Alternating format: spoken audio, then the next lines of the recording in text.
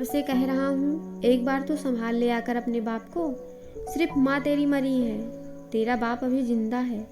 देख ना मेरा क्या हाल हो गया है, कुछ भी ढंग का नहीं मिलता। मोहन जी ने अपनी बेटी कनक को फोन पर ही सुनाना शुरू कर दिया। माँ की फिक्र थी, बाप की कोई फिक्र ही नहीं है। जब से माँ गई है एक बार झांका तक नहीं कि बाप किस हाल में है। कनक की माँ को मरे हुए अभी 6 महीने ही हुए थे, तब वो करीब 15 दिन रुकी भी थी। पुणे से लखनऊ रोज रोज आना मुमकिन भी तो नहीं है, और माँ के बिना जाने का मन भी नहीं कर रहा था। पर फोन पर रोज 3-4 बार घर में बात कर ही लेती है, 2 बार पिताजी से और 1-2 बार अपनी भाभी पूनम से। मोहन जी दिन में 2 बार बात करते और उसमें 10 बार अपनी बहू पूनम पर खींच निकालते। तेरी माँ थी तब भी रोटी यही बनाती थी, तब इसे अपनी सास का डर था। कितने पतली रोटियां बनाती थी, अब देखो इसे कितनी मोटी रोटी बनाकर पटक देती है। हाँ भाई, अब कौन टोकने वाला है इसे। अब 2 टाइम का दूध भी 1 बार कर दिया है मैंने, तब भी इससे तमीज से नहीं दिया जाता। पता नहीं क्या मिलाने लग गई है। मैं इसके जादू टोने में नहीं आने वाला, देख लूंगा सबको। रोज एक नई शिकायत सुन सुनकर कनक का भी दिमाग खराब होने लगा था। वैसे पूनम उसकी बहुत अच्छी दोस्त भी थी। 18 वर्ष हो गए पूनम को उसकी भाभी बने, पर अब भी दोनों हमेशा हमजोली की भांति रहती थी। वो जानती है पूनम का स्वभाव कितनी मिलनसार और केयर करने वाली है। माँ की 18 वर्षों तक जो उसने सेवा की वो भी किसी से छुपी नहीं है। तब तो मोहन जी भी उसके गुणगान गाते न थकते। पर अब क्या हो गया। अब तो रोज रोज पूनम के बारे में सुन सुनकर वो भी उकसा ही गई है। कहीं भाभी सच में बदल तो नहीं गई। देख ले तेरी भाभी को कितनी बार कहा है मेरे पैरों में दर्द है, फिर भी रोज मुझे दूध लेने भेज देती है। अच्छा भला देने आता था दरवाजे तक, लेकिन महारानी ने उसे मना कर दिया। हाँ भाई, उसे 24 घंटे का नौकर जो मिल गया। बता रहा हूँ मैं, मेरी हालत बहुत बुरी हो चुकी है इस घर में। तू भी आकर मत संभाल मुझे। जब तेरी माँ के पास चला जाऊंगा तब तुझे मेरी कद्र होगी। और हमारे लाट साहब को देखो, कोई परवाह ही नहीं है।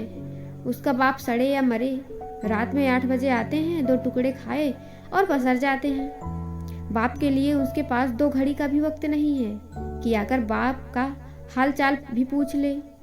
पत्नी अलग से मनमानी कर रही है और बेटे से कोई मतलब ही नहीं है। अरे पापा, भाई तो पहले भी कहाँ बात कर पाता था, उसे नौकरी से वक्त ही कहाँ मिलता था। कनक ने भाई का पक्ष लेते हुए बोला। मैं कुछ नहीं जानता, तू आजा बस एक बार। आज फिर देख उसने कितनी मोटी रोटी बनाई। आज तेरी माँ जिंदा होती तो इसकी क्या मजाल थी, ये ऐसी मनमानी करती। मोहन जी ने कहा तू आजा कुछ दिनों के लिए, मेरा दिल भी लग जाएगा। अब बहू तो बेटी बन नहीं सकती। अब धीरे धीरे कनक को भी लगने लगा कहीं भाभी बदल तो नहीं गई, कहीं उसकी भाभी पूनम लापरवाह तो नहीं हो गई। वो भी क्या करे, रोज एक ही बात सुनते सुनते उसे भी अब लगने लगा है कि अब पूनम को समझाने की जरूरत है। पर फोन पर कैसे। चलो राखी तो आ ही रही है, वैसे भी माँ की जाने के बाद पहला त्योहार है, क्यों ना लखनऊ का एक चक्कर लगा लिया जाए।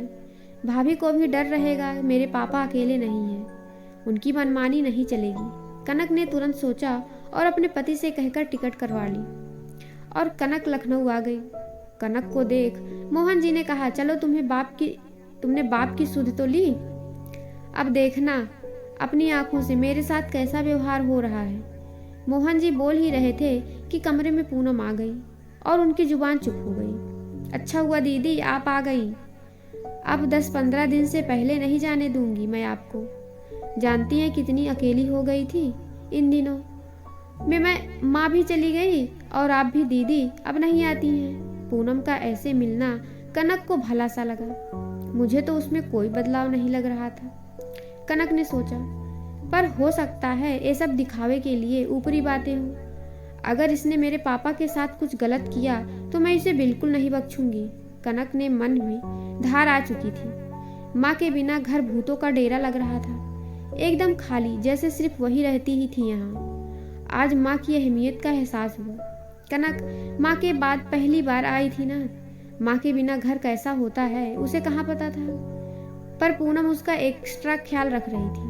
कनक के आते ही पहले चाय और मठरी रख दी और फिर उसके नहाने की व्यवस्था बना दी। अरे भाभी, आप परेशान ना हो, मैं मेहमान थोड़े ही हूँ, इस घर की बेटी हूँ। पूनम को आगे बढ़ बढ़कर करते देख कनक ने भी एक बार बोल ही दिया। इतना सुनते ही पूनम की आंखें झरझर बहने लगी, पर वो कनक से छुपाती हुई रसोई की तरफ निकल ली। कनक को भी पूनम की घुटन समझ आ रही थी। फटाफट कपड़े बदलकर पूनम भी रसोई में आ गई। उसे भी तो तहकीकात करनी थी।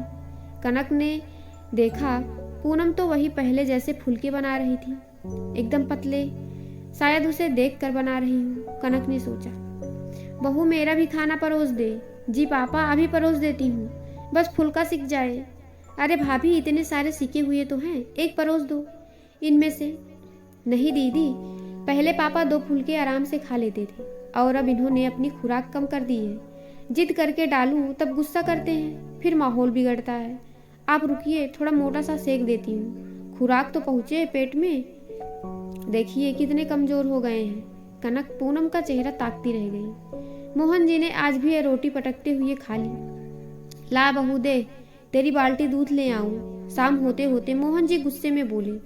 पूनम ने बाल्टी दी और मोहन जी के जाते ही वर्मा जी को फोन कर दिया। चाचा जी, पापा जी निकल गए हैं। अरे भाभी, किसको फोन कर रही हो? वर्मा अंकल को। पापा जी ने मम्मी जी के जाने के बाद कहीं भी निकलना बंद कर दिया था। दूध वाले का आना इसी चक्कर में बंद कर दिया। सोचा पापा जी ले आएंगे तो उनकी थोड़ी सैर हो जाएगी। उनके कॉलोनी वाले सभी दोस्तों को मैंने बोल दिया, वो सब भी उनके साथ हो लेते हैं। क्या करूं दीदी, पापा जी सबसे दूर होते जा रहे थे। अभी आधा घंटे सब दोस्त साथ में रहेंगे। ये सब कनक की सोच के परे था। वो सिर्फ पूनम को निहार रही थी। ये क्या कर रही हो भाभी? अरे वो पापा जी आजकल बड़ी मुश्किल से एक बार ही दूध लेते हैं। पहले तो बादाम मुनक्का सब लेते थे, पर अब इन्होंने सब बंद कर दिया। फिर इन्हें कब्ज हो जाती है, इसलिए बादाम मुनक्का का पेस्ट बनाकर दूध में मिलाकर दे देती हूँ। कुछ तो पहुँचे इनके पेट में। कनक निरुत्तर होकर उसका चेहरा ताक रही थी। अब क्या बचा था? अपने पिता की, उनकी माँ की जैसे उनका ध्यान रखने वाली उनकी बहू के लिए उसके पास कोई शब्द ना थे। अब उसे अपनी सोच पर शर्मा रही थी। मैंने क्यों पापा की बातों पर यकीन किया? काश पापा भाभी को समझ पाते। कनक मन में सोचने लगी। कह दे अपनी भाभी से, इसे जाना हो तो जाए अपने माँ के पास। 2-3 दिन तक तू रहेगी ही यहाँ। कोई भी ये ठकुराइन नहीं है इस घर की, इसके बिना काम नहीं चलेगा जैसे। अरे मैं जी लूंगा इसके बिना, सारा काम भी हो जाएगा। सुन के पूनम के नेत्र अविरल बहने लगे। उसने भी सोचा पापा जी शायद अब चिढ़ने लगे हैं। जा ही आती हूँ माँ पापा के पास। वैसे भी पूरा 1 साल हो गया। पहले मम्मी जी की तबीयत की वजह से नहीं जा पाती थी, अब चली जाती हूँ। भाभी, पापा ठीक कह रहे हैं, आप अपनी पैकिंग कर लें। मैंने भाई को बोल दिया, वो टिकट बनवा देगा आप दोनों की। कनक ने कहा, पापा आपको भाभी के सामने ऐसे नहीं बोलना चाहिए था। आप जानते भी हैं उन्हें कितनी ठेस पहुंची होगी। कनक ने अपने पापा को समझाते हुए कहा, सब जानता हूँ। वो मोटी रोटी, वो मिलावटी दूध, मुझे नौकर बनाकर दूध लेने, कभी सब्जी लेने भेजना, उसका मन कितना पवित्र है। किंतु तुझे भी तो बुलाना था, इसलिए तुझे इतना सुना कर बुलाया, ताकि उसे भी कुछ दिन अपने माँ पिताजी के पास भेज सकूं। पहले तो तेरी माँ भी थी, वो सब देख लेती थी। अब वो मेरे चक्कर में अपना सब कुछ खो देगी। ये भी जानता हूँ, अगर मायके में समय समय पर न जाओ तो भाई भतीजे अस्तित्व भूल जाते हैं कि उनकी कोई बहन और बुआ भी थी। सबको उसके बिना रहने की आदत हो जाएगी, इसलिए बेटियों को पीहर जाते रहना चाहिए। उसे समझाता तो जाती नहीं, अब चली जाएगी। दिल दुखने की बात छोड़ वहाँ से आएगी, तब उसका मन खिला हुआ होगा। बस वही महत्वपूर्ण है। पूनम दरवाजे पर खड़ी सब सुन रही थी और सुनकर मुस्कुरा दी। कनक भी हंस दी पापा का प्यार देखकर। बहू और ससुर की ये अनकही रिश्तों को देख कनक की आंखें नम हो गई। ये दोनों बिना कहे ही एक दूसरे को इतना ख्याल रखते थे। इस स्टोरी पे आपकी क्या राय है, कमेंट करके जरूर बताइएगा। स्टोरी पसंद आए तो लाइक और मेरे चैनल को सब्सक्राइब जरूर